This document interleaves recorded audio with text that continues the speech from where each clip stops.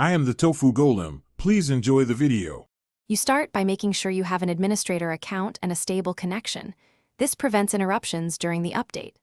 Once done, close Chrome and non-essential programs so the installer can replace files cleanly. Make sure you have about 100 MB of free disk space and that bookmarks are synced to your Google account. Open Chrome, click the three-dot menu, then Help About Google Chrome to begin the automatic update check and download. When you open About Google Chrome, the browser immediately checks for updates and begins downloading. You'll see status messaging.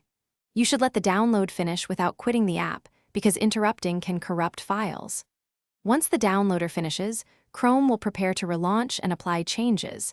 Make sure to save any work in other windows first. If it seems stuck, open Task Manager to end stuck Chrome or Google update processes, then retry the About page to resume the update. After the update downloads, click Relaunch.